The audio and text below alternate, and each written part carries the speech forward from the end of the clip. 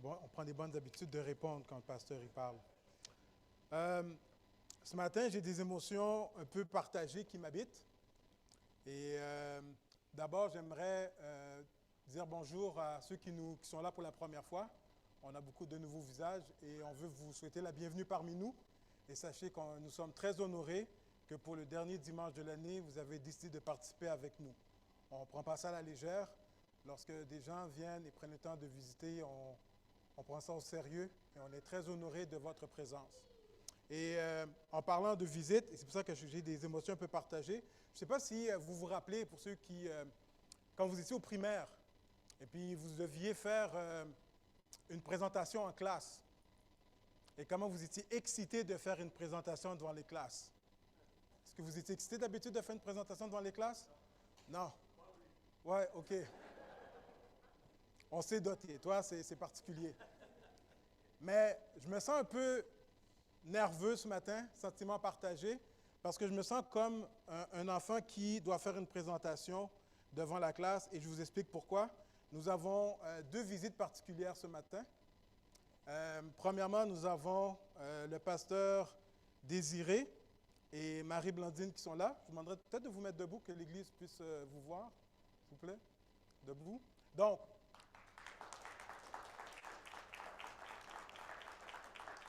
ils vont rester debout.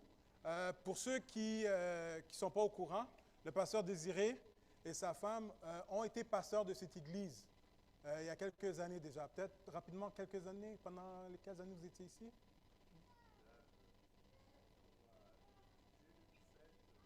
2007? D'accord. Donc, ils ont été pasteurs à l'église ici. Et si vous regardez le pasteur Désiré, vous voyez tout de suite des ressemblances avec Tim. Ils ont le même nez. Et donc, Tim, qui a animé la louange, donc, est le fils du pasteur Désiré. Et donc, merci beaucoup pour votre présence ce matin. On est très honorés de votre présence. Et comme si ce n'était pas suffisant d'avoir un pasteur, un ancien pasteur de l'Église, nous en avons un deuxième qui est là ce matin, pasteur Michael et Darlene.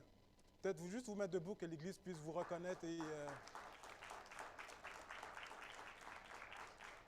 donc, ils ont été pasteurs de cette Église quelques années avant que moi j'arrive. Et donc, voilà. Je suis là maintenant, moi, en tant que pasteur de l'Église, qui dois venir prêcher devant deux anciens prédicateurs de l'Église. Et je me sens extrêmement nerveux de voir, boy, comment ils vont évoluer ma prédication après le service, là. Je dis des émotions partagées parce que si je sens un peu ça, en même temps, je me sens extrêmement honoré de leur présence. Merci beaucoup d'être avec nous ce matin. Vraiment, ça fait chaud au cœur et je me sens honoré d'être là et de pouvoir partager la parole devant deux anciens, devant deux personnes qui ont partagé la parole avant, et quelque part, je suis dans les traces de ceux qui nous ont précédés. Merci, pasteur Désiré. Merci, pasteur Michael. Vraiment, on est honoré de votre présence. Et donc, émotion partagée. Donc, pour ce matin, je ne sais pas si le PowerPoint marche. Ah oui, deux annonces avant de commencer. Deux annonces qui concernent les membres ou les réguliers de l'Église. Dimanche prochain, lors du premier dimanche de l'année, je vais venir avec une présentation de la vision pour l'année 2014. Qu'est-ce que le Seigneur nous a mis à cœur en tant qu'anciens et tout. Mais déjà, vous partagez l'idée que un de mes objectifs pour l'année 2014, 2024, et boy. Quand je vous dis que je suis un peu nerveux, un de mes défis pour l'année 2024, le Seigneur m'a mis à cœur pour la nouvelle année de lire le Nouveau Testament au complet. Et ce que j'aimerais faire avec l'Église, j'aimerais nous lancer le défi en tant qu'Église de lire la Bible ensemble dans l'année 2024. Et donc, en arrière, sur la petite table où Sully et Tim sont, il y a un pamphlet bleu avec un plan de lecture.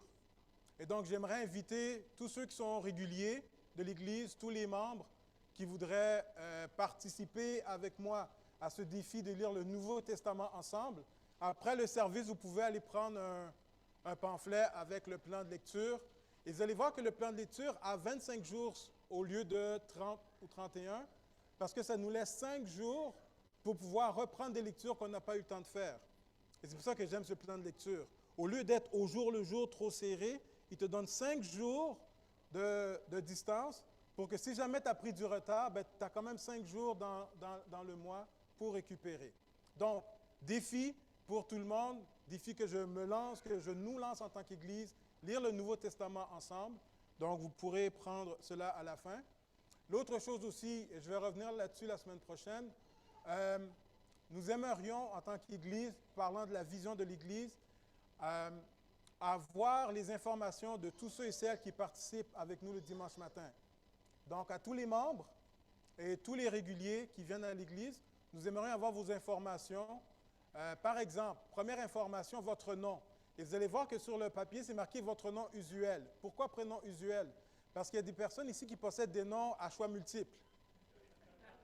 Et on se rend compte que des matins, tu parles à quelqu'un, tu ne sais pas à qui tu parles.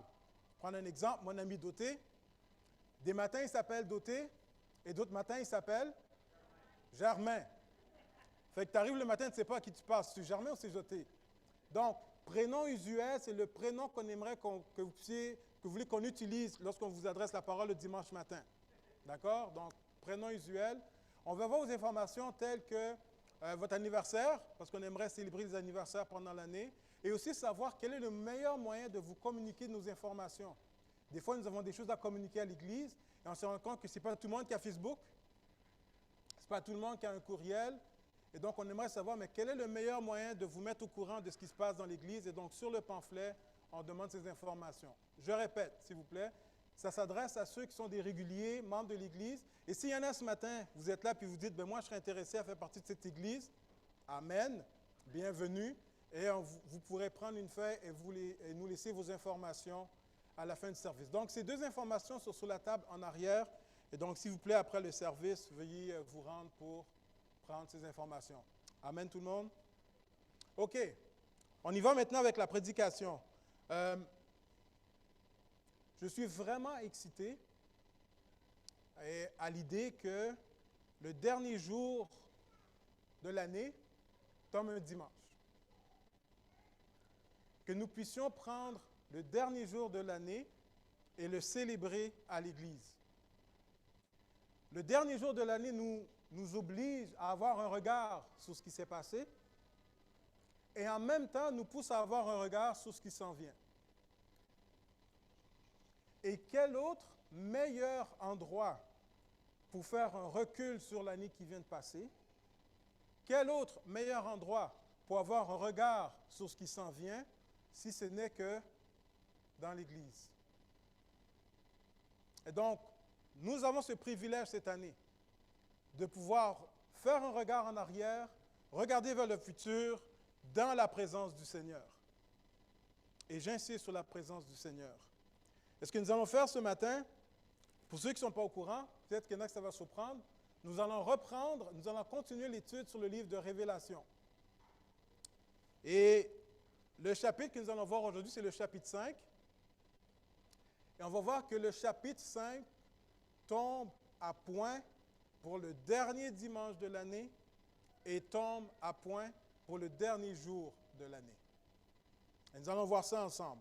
Mais pour pouvoir regarder ça, donc pour ceux qui ne sont pas au courant, depuis le mois de août, septembre, on a commencé une série où nous avons décidé comme vision, de prendre des livres de la Bible et de passer à travers. Et nous avons décidé, pour commencer cette série d'études, pourquoi ne pas commencer par la fin?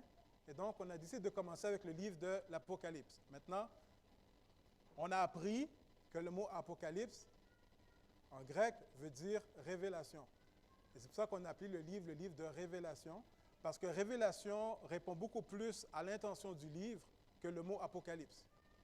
Et donc, on commence par la fin avec le livre de révélation. Et pour commencer, le thème de ce matin, c'est « Jésus est Seigneur ». Maintenant, qu'est-ce que ça veut dire? Comment est-ce que la Bible, non seulement nous dit que Jésus est Seigneur, mais comment est-ce qu'on nous présente que Jésus est Seigneur?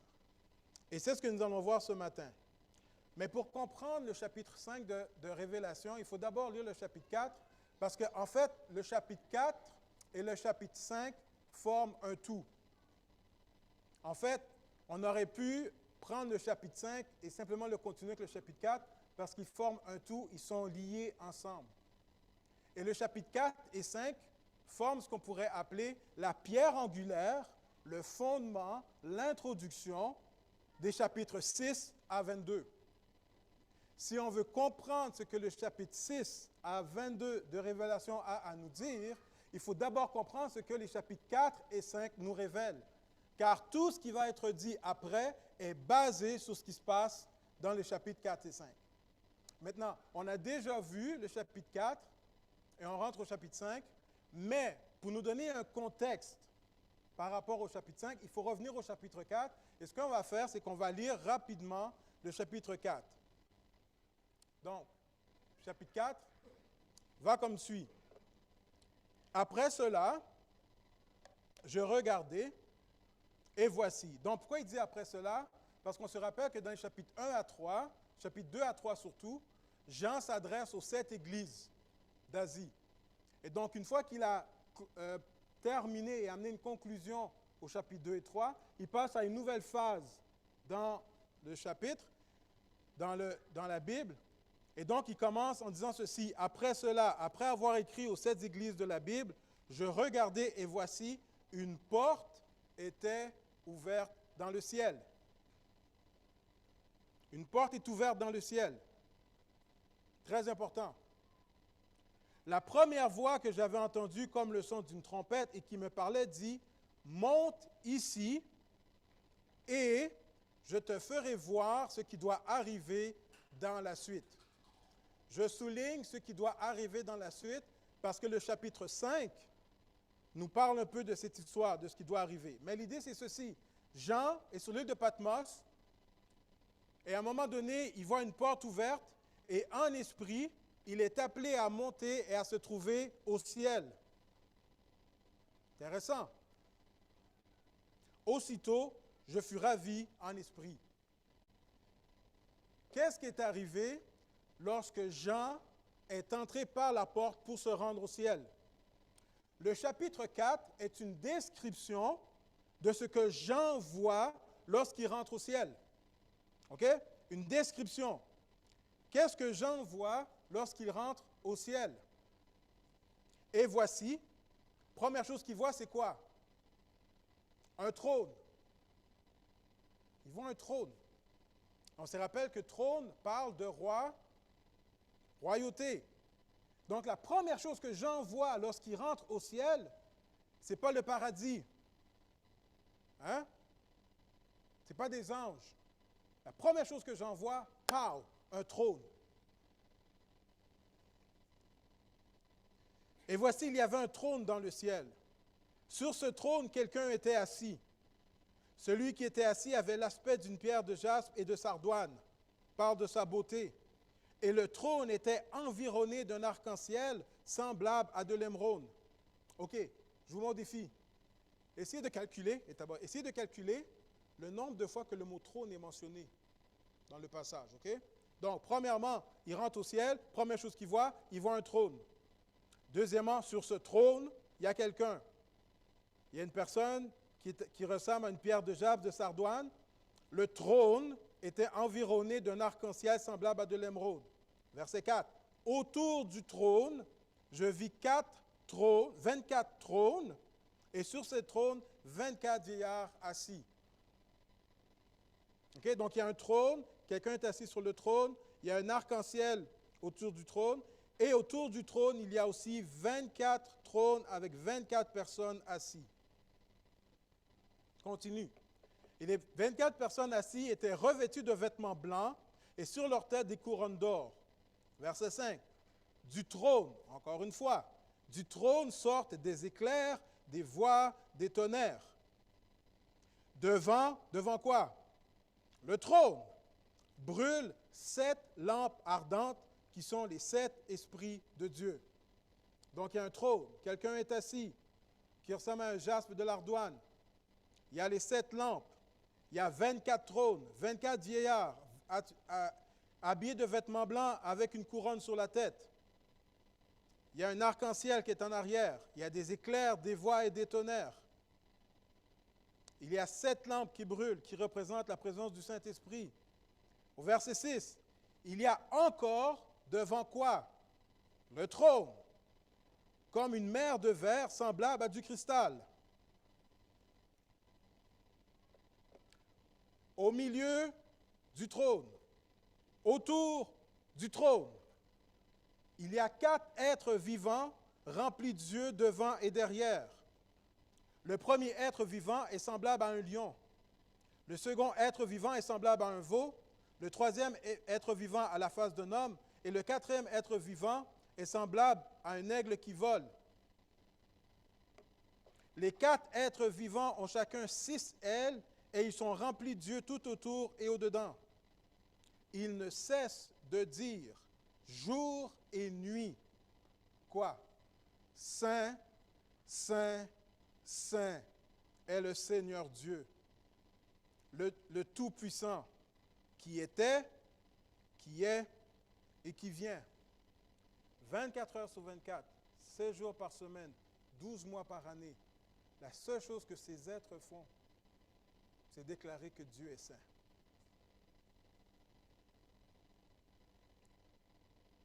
Quand les êtres vivants rendent gloire et honneur et action de grâce à celui qui est assis sur le trône, à celui qui vit au siècle des siècles, les 24 vieillards se prosternent devant celui qui est assis sur le trône et ils adorent celui qui vit au siècle des siècles et ils jettent leur couronne devant le trône en disant « Tu es digne, notre Seigneur et notre Dieu, de recevoir la gloire, l'honneur et la puissance. » Pourquoi? Pourquoi? Car, il y a un car tu as créé toutes choses. Et c'est par ta volonté qu'elles existent et qu'elles ont été créées. Ainsi se termine le chapitre 4. Lorsque Jean rentre au ciel, qu'est-ce qu'il voit? Un trône. Et tout ce que Jean nous décrit, c'est tout ce qui se passe autour du trône. Peu importe le roi qui règne sur la terre, peu importe le dignitaire qui est assis sur n'importe quel trône sur la terre, Jean nous rappelle que dans le ciel, il n'y a qu'un seul trône et c'est Dieu qui règne. C'est Dieu qui est le roi des rois, le Seigneur des seigneurs. Peu importe la souffrance qui se vit sur terre, Dieu appelle Jean et dit, viens ici et viens réaliser, viens prendre conscience qu'il n'y a qu'une seule personne qui est assise sur le véritable trône. Et c'est Dieu et Dieu seul. Et maintenant, il y a cette description. Et donc, on est dans la cour, on est dans le lieu très saint de la présence de Dieu. Et c'est dans ce contexte-là, c'est dans cet arrière-plan-là que le chapitre 5 arrive. Or, ce que le chapitre 5 nous révèle, c'est qu'il y a une pièce de théâtre qui se joue. Il y a un scénario, il y a une histoire qui se passe. Et donc, aujourd'hui, ce qu'on va faire, c'est on va essayer de décrire la scène, c'est comme dans un film de cinéma, puis essayer de comprendre, mais pourquoi c'est là? C'est quoi le rôle de cette scène qui se passe là, dans le livre?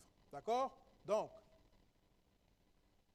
chapitre 5, il dit, « Puis, je vis dans la main droite de celui qui était assis sur le trône. » Il y a quelqu'un qui est assis sur le trône, et maintenant, cette personne qui est assise sur le trône a un livre dans sa main droite. On se rappelle qu'est-ce que main droite veut dire. Représente l'autorité, représente la force. Et donc, il y a un livre.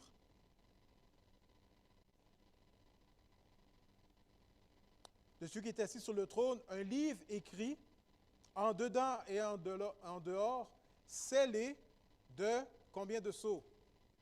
7 sceaux. OK? Donc, juste pour le chapitre 5, on va essayer de voir si on est capable de nommer le nombre de fois que le mot 7 revient. Juste dans le chapitre 5, OK? Et de voir, mais y a-t-il quelque chose qu'on est supposé apprendre de ça? 7 sceaux, OK? et je vis un ange puissant. Donc, imaginez la scène. Tu es dans la cour de Dieu, hein, comme un juge. Là, tu es dans la cour, tu es dans le Saint-Temple. Dieu est assis sur son trône. Il y a 4 êtres vivants qui sont là. Tu as 24 vieillards qui sont là. Tu as l'arc-en-ciel, tu as le cristal de mer, tu as les 7 lampes, et puis tu as les voiles, les tonnerres. Donc, tu es dans cette présence-là. Et là, il y a un ange qui se tient debout, et l'ange pose une question. Il dit, « Et je vis un ange puissant qui criait d'une voix forte. » Pourquoi est-ce qu'il crie d'une voix forte? Parce qu'il s'adresse à toute la création. Il s'adresse à toute la création. Et l'ange, d'une voix forte, pose une question. Qui est digne d'ouvrir le livre qui est dans la main droite de Dieu? Qui est digne d'ouvrir le livre et d'en rompre les sceaux? Méchante bonne question. Je me suis arrêté dans ma lecture et je me suis posé la question, qui est digne d'ouvrir le sceau? On est dans la présence de Dieu, devant le trône, devant les anges, devant les autorités. Il y a un livre, puis il y a quelqu'un qui pose la question, qui est digne? Bien, vous savez ce que j'ai fait? J'ai créé un petit sondage, puis j'ai créé une liste de personnes qui, pour moi, seraient des candidats possibles pour ceux qui pourraient ouvrir le livre. OK? Voici ma liste de candidats.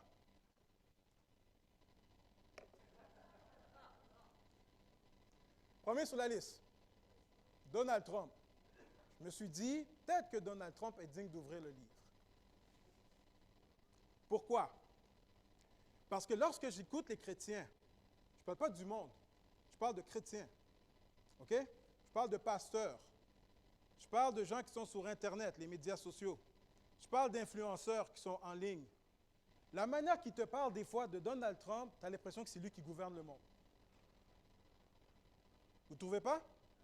Des fois, il y a des gens qui parlent de Donald Trump, des chrétiens, là, puis tu as l'impression que c'est lui qui est boboy, tu sais, c'est la menace, soit c'est une menace, soit c'est le sauveur, puis tu es comme, hein? Il semble avoir une importance quelconque dans l'histoire de l'humanité, ce gars-là. Fait que je me dis, ben, peut-être que c'est un candidat pour ouvrir le sceau, pour prendre le livre. Un deuxième, puis pourquoi j'ai mentionné son nom, Vladimir Poutine, parce qu'apparemment, là, la guerre avec l'Ukraine puis la Russie, là, ce sera un signe de la fin des temps. Fait que là, le monde te parle de Vladimir Poutine puis de la guerre en Russie, là, puis de la manière qu'il t'en parle, tu as l'impression que quelque part, ce que Vladimir Poutine fait a une influence quelconque sur le plan de Dieu. Fait que peut-être que c'est lui qui est digne d'ouvrir le sceau. Même chose pour le président de la Corée du Nord, Kim Jong-un. Apparemment, là, il faut surveiller, parce que c'est un dangereux, lui-là. Là. Puis, il y a des gens qui voient en lui, peut-être que c'est un signe.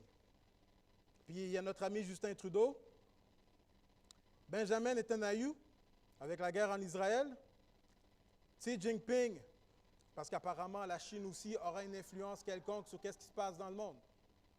Tu écoutes des prédicateurs, tu écoutes des gens qui, soi-disant, interprètent la Bible et qui vont prendre tous les événements qui se passent aujourd'hui puis ils vont essayer de te faire comprendre que ces gens-là, quelque part, sont ceux qui sont responsables puis c'est la fin du monde parce que ces gens-là sont là.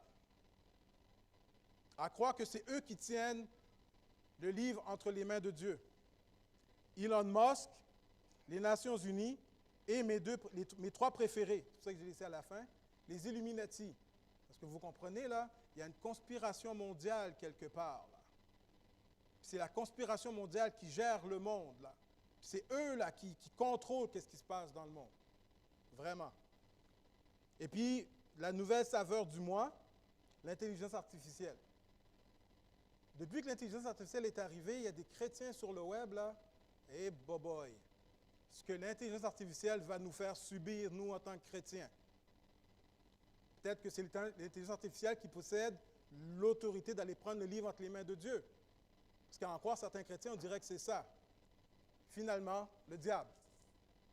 Hein? Le diable contrôle tout, le diable est partout, le diable il fait tout, le diable. On rit, OK? On rit, et c'est bien. Mais c'est fou, puis je ne sais pas si vous êtes d'accord avec moi, mais c'est fou l'importance que les chrétiens d'aujourd'hui donnent à tous ces événements qui nous entourent. Et la seule question que je me pose, moi, c'est ceci. Dieu, il fit où dans ton plan? Dieu, il fit où dans ton plan? Tu parles de tous ces gens-là qui ont une influence dans le monde. Oui, mais Dieu, lui, tu es chrétien? Tu crois en Dieu? Il fit où dans ton plan? Donc, voici ma liste. Puis, je me suis dit, j'ai hâte de voir. Est-ce que quelqu'un dans la liste que j'ai choisie serait parmi le candidat? On continue. C'est excitant, non? Toute l'intrigue de savoir c'est qui va prendre le livre. Verset 3. Après avoir posé la question qui est digne d'ouvrir le livre, qu'est-ce que Jean réalise? Verset 3. Et personne dans le ciel, ni sur la terre, ni sous la terre, ne put ouvrir le livre et quoi d'autre? Ni le regarder.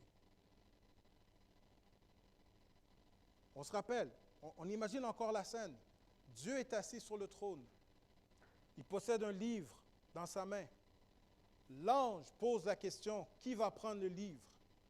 Et Jean réalise qu'il n'y a absolument personne dans toute la création qui non seulement est digne de prendre le livre, mais plus que ça encore, même digne de le regarder.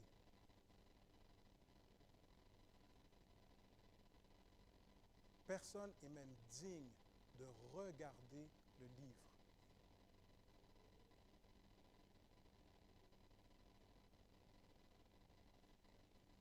Et Jean continue. Et je pleurai beaucoup de ce que personne ne fut trouvé digne d'ouvrir le livre ni de le regarder. Pourquoi est-ce que Jean pleure? Vous vous rappelez au chapitre 4, Dieu va dire à Jean, monte ici parce que je dois te montrer ce qui doit arriver. Lorsque Jean voit le livre entre les mains de Dieu, il réalise, il prend conscience que le livre est la réponse de Dieu par rapport aux souffrances des chrétiens qui vivent présentement. Les chrétiens vivent une persécution horrible au temps de Jean. D'ailleurs, comme vous savez, il est sur l'île de Patmos à cause de la persécution des chrétiens. Et lorsque Jean entend la voix qui dit « Monte ici, parce que je vais te montrer ce qui doit arriver », Jean voit le livre entre les mains de Dieu, puis il dit « Dans le livre qui est dans la main de Dieu se trouve la réponse. » Pourquoi est-ce qu'on souffre? Quelle est la réponse de Dieu par rapport à nos souffrances? Quelle est la réponse de Dieu par rapport à ceux qui persévèrent et qui sont morts en tant que croyants? Quelle est la réponse de Dieu par rapport à tout ce qui se passe? Or, Jean prend conscience à ce moment-là que personne ne peut ouvrir le livre. Ce qui veut dire, personne ne peut révéler le plan de Dieu pour l'humanité. Personne. Puis Jean, il pleure. Parce que Jean, il dit, je veux donner une réponse à mes frères et sœurs qui souffrent dans le monde. Je veux savoir qu'est-ce que Dieu a à dire par rapport aux persécutions qu'on vit. Mais Jean réalise que personne ne peut ouvrir le livre. Et Jean pleure. Mais ce n'est pas la fin de l'histoire. Amen. Et l'un des vieillards me dit, ne pleure point. Voici le lion de la tribu de Juda, le rejeton de David, a vaincu. Pour quelle raison? Pour ouvrir le livre et ses 7 sceaux. Un des 24 veilleurs dit que le lion de Juda s'en vient. Et le lion de Juda va ouvrir le livre.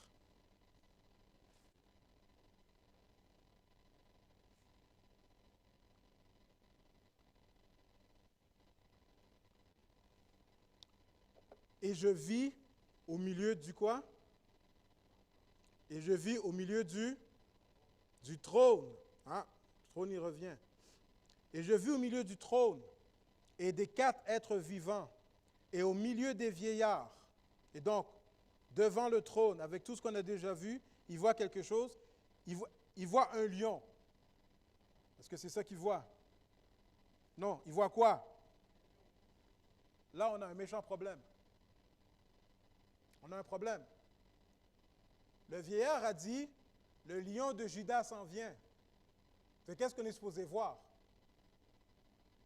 Hey, l'Église, on dit qu'un lion, le lion de Judas s'en vient. Qu'est-ce qu'on est supposé voir? Un lion. Et c'est quoi qu'il voit, Jean? Pour moi, Jean, il dit, pour moi, le gars, il n'a pas compris ce qu'il a dit. Hein, il n'a pas compris, là. Tu m'annonces qu'un lion s'en vient, hein, je vois un agneau. Puis c'est pas juste que je vois un agneau. De quoi quel a l'air l'agneau? Un agneau qui était là, qui a l'air comme immolé. Il me semble que ce n'est pas une belle image, un agneau immolé. OK? Et cet agneau immolé, il avait combien de cornes? Ah, 7 cornes. OK? Et combien de yeux? 7 yeux. Maintenant, essayez d'imaginer l'image, OK? J'essaie de faire ça, puis c'est tellement laid. Un agneau immolé, 7 cornes, 7 yeux. Dégueulasse. Mais qu'est-ce que ça représente? Le lion de Judas, c'est l'agneau qui a été immolé. Le lion de Judas, c'est celui qui possède 7 cornes. Et les cornes, dans l'Ancien Testament, représentaient quoi? Autorité, puissance. Et il en a combien? 7. 7, chiffre de la perfection. 7 cornes représentent que Jésus possède l'autorité absolue, l'autorité parfaite. 7 yeux représentent, comme il parle ici, la présence du Saint-Esprit. 7 yeux qui sont les 7 esprits de Dieu envoyés par toute la terre. Et donc, les 7 yeux représentent l'omniscience de Dieu. Jésus voit tout ce qui se passe. Pour le peuple qui souffre sous l'Empire romain, la vision est, le lion de Judas représente celui qui a été immolé, représente celui qui possède les 7 cornes, l'autorité absolue, et représente celui qui a les 7 yeux qui voit absolument tout. Jésus voit ta souffrance. Jésus voit ta peine. Jésus voit ta persécution.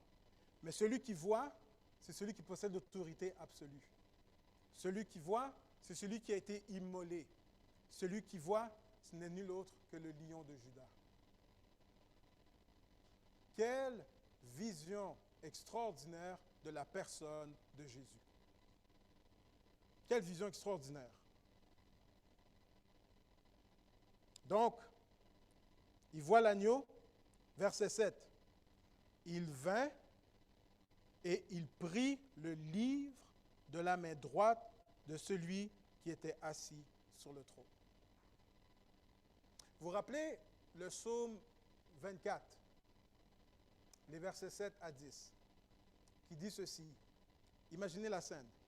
Le psaume 24 termine les versets 7 à 10 en disant « Porte, élevez vos linteaux.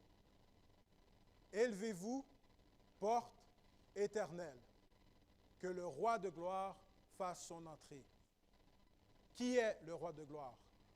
L'Éternel fort et puissant. L'Éternel puissant dans les combats. Porte, élevez vos linteaux. Élevez-vous, portes éternelles, que le roi de gloire fasse son entrée. Qui est ce roi de gloire? Une autre bonne question. Le roi de gloire, c'est celui que nous avons vu la semaine dernière. C'est celui qui porte le nom de conseiller, prince de paix, Dieu puissant, Père éternel. Le roi de gloire, c'est celui qu'on a dit que son nom représente Dieu avec nous, Emmanuel. Le roi de gloire, c'est qui? C'est celui qui a dit « Je suis oint, l'Éternel m'a oint » pour annoncer une bonne nouvelle aux pauvres, pour annoncer la délivrance, pour guérir les malades, pour délivrer les captifs. Le roi de gloire, c'est qui? C'est celui qui, lorsqu'on lui annonce que son ami Lazare est mort, il demande après 4 jours qu'on ouvre la tombe. Et on lui rappelle que Lazare sent déjà. Et le roi de gloire a dit ceci, « Ne t'ai-je pas dit que si tu crois, tu verras la gloire de Dieu. » Et avec sa parole, il ramène Lazare du monde des morts. Le roi de gloire, c'est celui qui est capable de marcher sur la mer lors d'une tempête, qui est capable de calmer la tempête lorsque la tempête est trop grande, qui est capable de prendre 5 pains et 2 poissons et de nourrir une foule de plus de 5000 personnes avec. Le roi de gloire, c'est celui qui dit « J'étais mort et je suis vivant. Je suis l'alpha et l'oméga. » Le roi de gloire n'est nul autre que Jésus et Jésus seul. Donc imaginez la scène. Les portes éternelles s'ouvrent. Jésus rentre. Il y a les 24 vieillards, il y a les 4 êtres vivants, il y a les 24 trônes, il y a la voix, le tonnerre et tout ce qui se passe. Il y a l'arc-en-ciel, il y a la mer de glace. Jésus rentre dans la présence. Les anges retiennent leur souffle. La création retient son souffle. Parce que tout le monde se pose la question, est-ce que celui-ci va être capable de prendre le livre qui est entre les mains du Dieu Tout-Puissant? Et donc Jésus se présente avec les traces des clous dans sa main, les traces de la couronne d'épines qu'il avait, les traces dans ses pieds et la hanche percée. Et il rentre dans le trône de la présence de Dieu. Il monte les escaliers qui mènent jusqu'au Dieu Tout-Puissant. Il regarde le livre et qu'est-ce qu'il fait? Il prend le livre. Et devant toute la création, il montre le livre. Qui est digne de prendre le livre et d'ouvrir le sceau? Jésus et Jésus seul.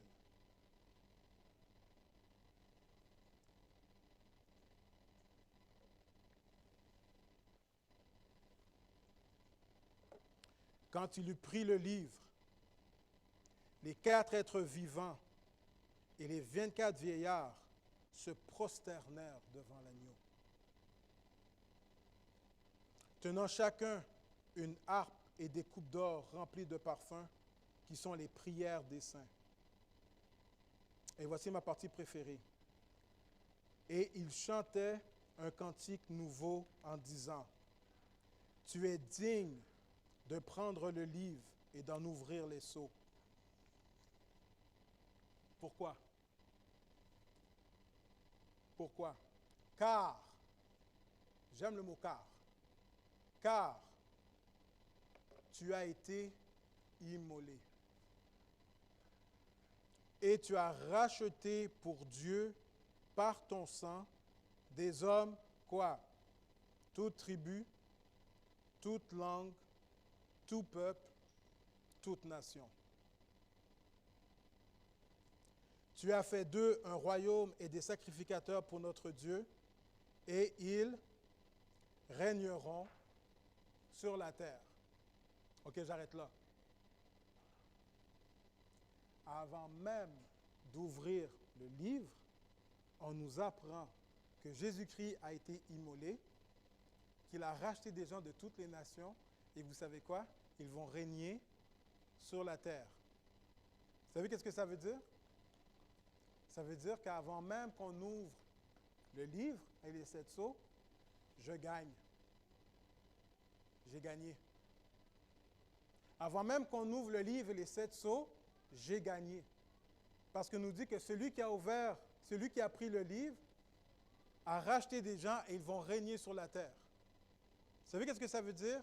Peu importe ce qui se passe dans le livre qu'on ouvre avec les 7 sceaux, on sait comment l'histoire finit. On règne sur la terre.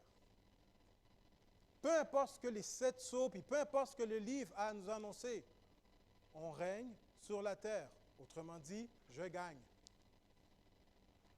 Nous gagnons. Donc, je pose la question, pourquoi est-ce que je m'énerve par rapport à ce qui se passe sur la terre présentement?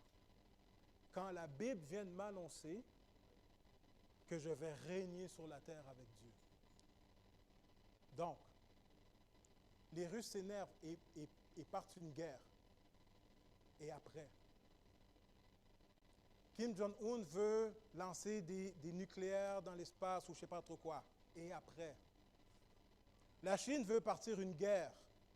Et après? Donald Trump pourrait gagner les élections. Et après? Qu'est-ce que ça fait? Parce que la Bible déclare que nous régnerons sur la terre. Alors, je ne sais pas pourquoi est-ce que le monde panique par rapport à ce qui se passe. où Jésus règne. Jésus règne. Et ce n'est pas tout. Il dit au verset 12, « Je regardai et j'entendis la voix de beaucoup d'anges autour du quoi? Autour du trône. Je regardai et j'entendis la voix de beaucoup d'anges autour du trône, et des êtres vivants, et des vieillards, et leur nombre était des myriades de myriades et des milliers de milliers. Il y avait une quantité d'anges incalculable.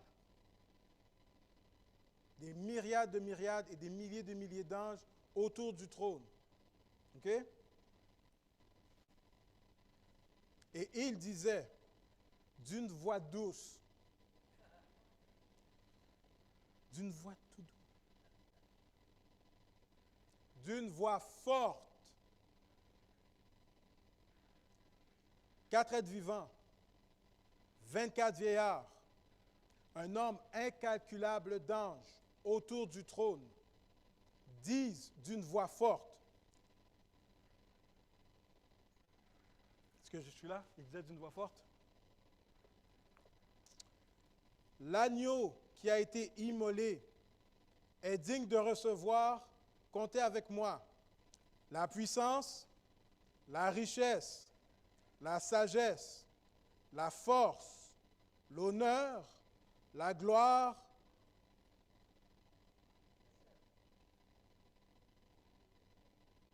Sept.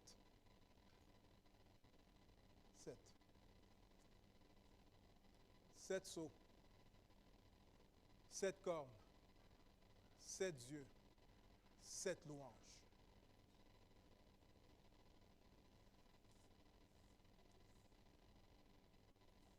Et ce n'est pas tout. Donc, non seulement tous ceux qui sont dans le trône, dans la présence de Dieu, accordent la louange, le texte continue, dit, et toutes les créatures qui sont dans le ciel, sur la terre, sous la terre, sur la mer, et tout ce qui s'y trouve. En un mot, tout le cosmos, tout l'univers ensemble. Je les entendis qui disaient à celui qui est sur le trône et à l'agneau, soit louange, l'honneur, la gloire et la force au siècle. Et les 4 êtres vivants disaient Amen. Et les vieillards se prosternèrent et adorèrent. Est-ce que vous pouvez imaginer la scène, qu'est-ce qui se passe ici? Lorsque Jean rentre au ciel, il assiste à une forme d'adoration qui est complètement unique dans toute l'histoire de la création. Et on peut imaginer les anges qui chantent et qui doivent abasourdir les oreilles parce qu'ils chantent d'une voix forte. Imaginez des milliards d'anges qui chantent ensemble. La création qui chante aussi et qui n'ont qu'un seul chant, que toute la création. Et tous les anges chantent qu'un seul chant. À Dieu soit la gloire. À l'agneau soit la gloire, la louange et l'honneur. À celui qui peut prendre le livre, toute l'adoration et la gloire. Pensez-vous qu'au ciel, ceux qui habitent au ciel sont effrayés par ce qui se passe sur la terre? Pensez-vous qu'ils sont impressionnés par ce qui se passe sur la terre? Jean rentre dans la présence de Dieu et Jean se rend compte que par rapport à ce qui se passe sur la terre, quand que je vois ce qui se passe au ciel, c'est wow. Wow. J'arrive à ma conclusion, parce qu'il faut finir un moment donné. Conclusion.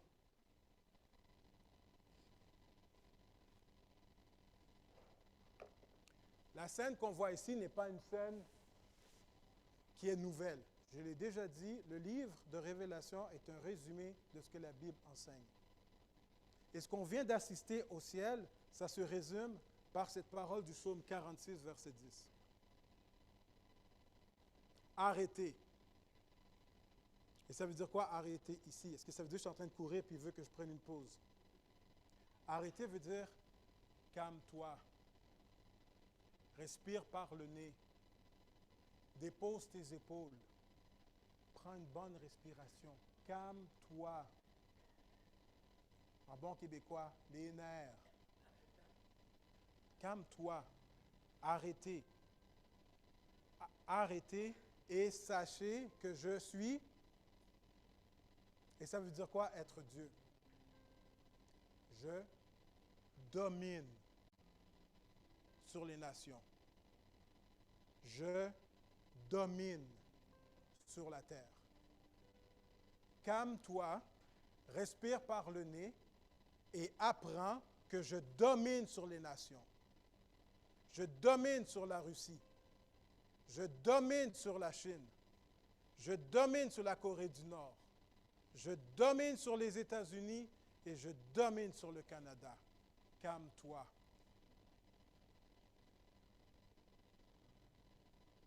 Je domine sur les nations. Je domine sur la terre. Nous n'avons aucune raison de paniquer devant ce qui se passe dans le monde. Parce que Dieu est au contrôle. Jésus est Seigneur. Je vous ai dit au début du service que je suis content que le dernier jour de la semaine tombe un dimanche. Et voilà pourquoi. Comme Jean, lorsque nous venons le dimanche matin au service, on ne rentre pas dans un bâtiment. Comme Jean, lorsque nous rentrons dans la présence de Dieu, nous sommes invités à entrer par la porte et à entrer dans le ciel. Chaque dimanche, lorsqu'on vient dans un culte, peu importe l'endroit où tu es, peu importe l'église où tu vas, chaque fois que tu rentres dans un service du dimanche matin, tu es invité à entrer au ciel. Et lorsque tu rentres au ciel, lors des services du dimanche matin, tu entres au ciel pour te rendre compte que seul Dieu mérite toute adoration, toute gloire et toute louange. Lorsque tu rentres dans la présence de Dieu, tu rentres dans la présence de Dieu pour prendre conscience que Dieu et Dieu seul gouverne le monde. Et lorsque tu rentres dans la présence de Dieu, qui est assis sur son trône, tu prends conscience que Jésus et Jésus seul est Seigneur. L'année se termine et nous sommes dans la présence de Dieu pour nous rappeler que l'année 2023 qui vient de terminer était sous le drapeau de Jésus comme Seigneur. Et l'année 2024 qui commence, et je ne sais pas ce que l'année 2024 nous réserve. Et honnêtement, je n'ai pas besoin de savoir ce que l'année 2024 me réserve. Parce que peu importe ce qui va arriver en 2024, Jésus est Seigneur. Peu importe ce qui va arriver. Alors je ne tremble pas, je ne panique pas, je ne suis pas effrayé de ce que l'année 2024 peut arriver. Et même si la terre tremble, même si une guerre arrive, Dieu gouverne le monde.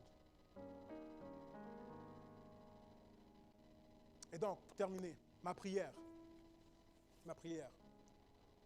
que nous puissions tous ensemble, ce matin, prendre conscience que Jésus est Seigneur. Et que lorsque nous allons nous quitter tout à l'heure, et que nous allons nous souhaiter bonne année,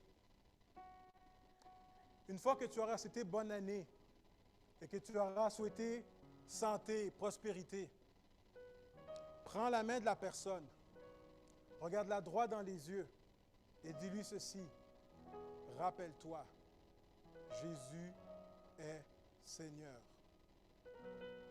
Et lorsque tu auras fini de dire ça, assure-toi que la personne que tu serres la main te regarde droit dans les yeux et te dise la même chose. Jésus est Seigneur. Et je vous souhaite que l'année 2024, pour chacun d'entre nous, soit l'année où nous puissions réellement prendre conscience que nous puissions marcher et vivre dans cette assurance. Notre Dieu règne encore. Que le Seigneur vous bénisse.